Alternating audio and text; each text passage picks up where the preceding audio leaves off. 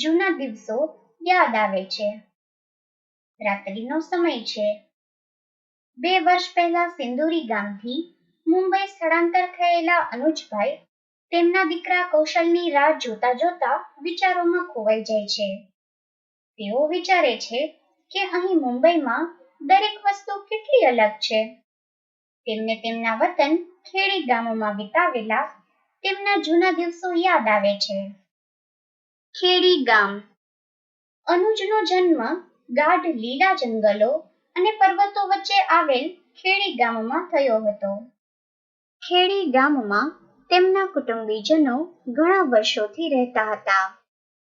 અનુજના ગામમાં શાંતિ હતી, પણ મૌન ન હતું.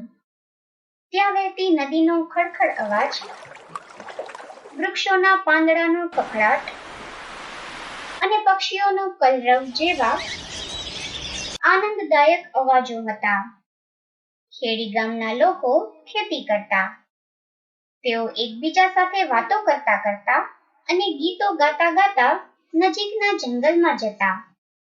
જંગલમાંથી તેઓ જંગલી ફળો, મૂળ અને સૂકા લાકડા વગેરે એકઠા કરતા.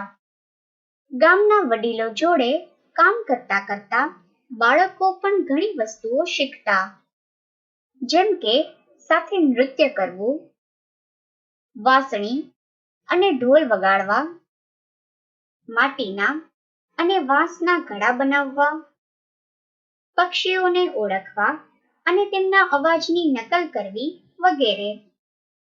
ગામના લોકો તેમના ઉપયોગ માટે જંગલમાંથી વસ્તુઓ એકઠી કરતા. કેટલીક વસ્તુઓ તો તેઓ નદીની પેલે પાર મોટા નગરમાં વેચી આવતા. તે પૈસાથી તેઓ મીઠું, તેલ, ચોખા અને ક્યારેક થોડા કપડાં ખરીદતા હતા. આમ તો ખેડી એ એક ગામ હતું, પરંતુ લોકો ત્યાં એક મોટા પરિવારની જેમ રહેતા હતા. અનુજની બહેનના લગ્ન એ જ ગામમાં થયા હતા. ગામના લોકો સારા અને ખરાબ સમયમાં એકબીજાની મદદ કરતા હતા. વડીલો લગ્નો ગોઠવતા અને ગામના ઝઘડા ઉકેલતા હતા. અનુજ હવે ખડતલ યુવાન થઈ ગયો હતો. તે ખેતરમાં સખત મહેનત કરતો અને મોટી નદીમાંથી માછલા પકડતો.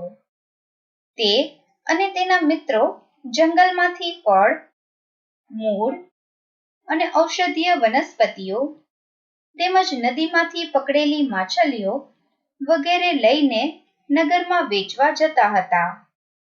તહેવારના સમયે અનુજ તેની ઉંમરના છોકરા છોકરીઓ સાથે નૃત્ય કરતો અને ઢોલ વગાડતો. વિદ્યાર્થી મિત્રો, અનુજે ખેડી ગામમાં શીખેલી આ બધી બાબતો તેને મુંબઈમાં રોજીરોટી કમાવા ઉપયોગી થઈ છે. ખેડી ગામમાં અનુજને પંખીઓનો કલરવ સંભળાતો હતો, જ્યારે મુંબઈમાં તેને રસ્તા પર દોડતા વાહનોના અવાજ, ગલીઓમાં લોકોના કોલાહલનો અવાજ, કારખાનાનો અવાજ, ટીવી રેડિયોનો અવાજ વગેરે અવાજો સંભળાતા હતા. આજે અનુજને તેના ખેડી ગામને યાદ કરી વિચાર આવે છે કે ક્યાં ગામનું શાંત જીવન અને ક્યાં આ શહેરનું હાડમારી ભર્યું જીવન.